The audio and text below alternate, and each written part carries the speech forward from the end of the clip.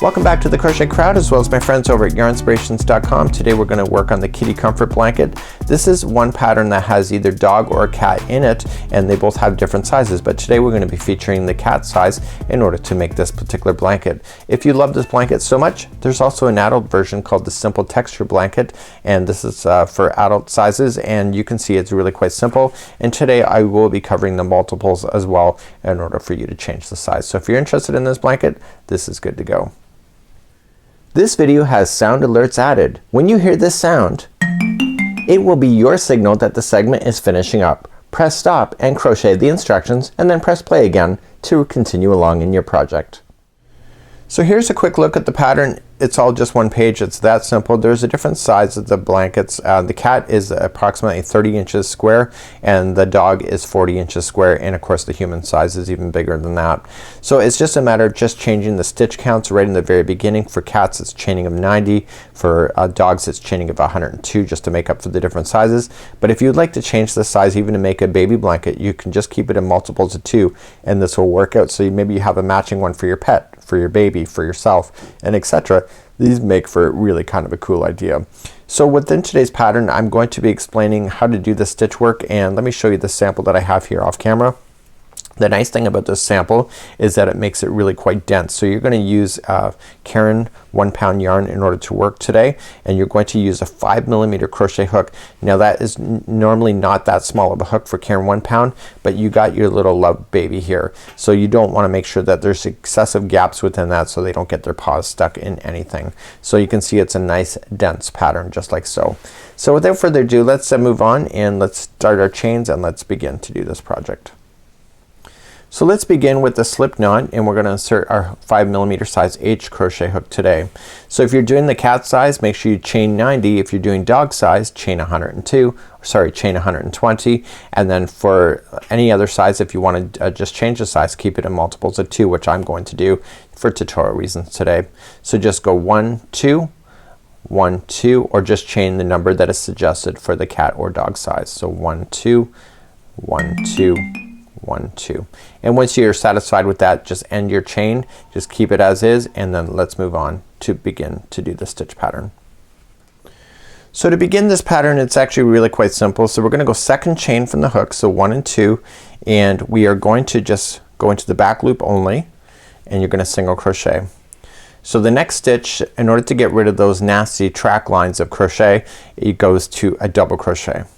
Okay, so this creates that whole illusion of it's a solid panel instead of just being tracks of crochet work. So then you're going to come to the next one, and it will be single crochet, and then the next one will be double, and the next one will be single, and you're going to carry on all the way down your chain doing that same thing. So just every other one is a different stitch. So it's either double or it's single, and you're going to go all the way to the end, maybe at the end of your chain in just a moment. When you get to the end of your chain, your very last chain will be the exact same stitch that you started with on the other side. So we started with single crochet, so it'll end in single crochet. That makes it very simple to be able to follow. So we're going to turn our work and go for row number 2. So let's go for row number 2. So it's going to be repeating rows number 2 and 3 for the remaining of your project for the size that you would like to go. So it's 30 inches for the length and the width for the cat, and 40 inches for the dog. And so to begin this one, we just have to start, and we notice that the last one that we just finished was a single crochet. So we want to create the opposite look, so we're going to start up with chaining 3, which counts as a double crochet, and then the next one, see it's a double crochet down here, but the next one this time is going to be a single crochet, and then the next one is going to be a double crochet. So you just got to remember just to do the opposite. So never do 2 of the same stitches in a row, like 2 singles or 2 doubles.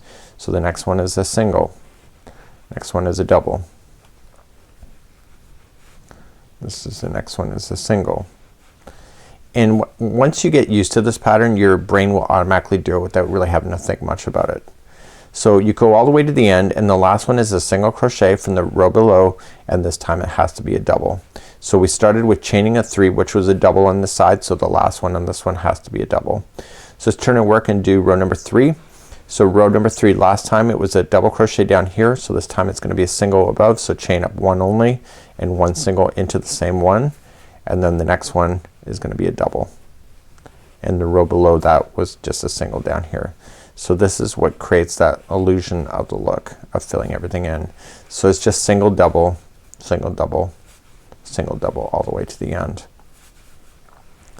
So if any point you're starting to mess up at any point, you'll notice that right away, and you want to make sure that you're really kind of paying attention in the beginning just so your brain clicks in, but other than that it's really quite simple. The last one out here, this was a double crochet last time, so this time it must be a single crochet, and we started with single anyway. So turning our work, last time it was single down here, so this time it's got to be a chain 3 for a double, and so we move to the next one and make it single and then double. So you can see it's actually a really great pattern. It fills in those spaces, and because you're using your Cairn 1 pound yarn, you'll notice that it's gonna be a very nice dense blanket like so, and that's perfect for your pets as well in order for them not to get tangled up into any project. So we started off with the double crochet this time. That means that this final one has to be a double, and if you're keeping count in the pattern anyway, it'll work out. So there is no border on this particular project, so that's all you have to do. Go to the size that you would like to do, and until next time, I'm Mikey on behalf of the Crochet Crowd as well as Yarnspirations.com. Have a great day. We'll see you again real soon. Bye bye.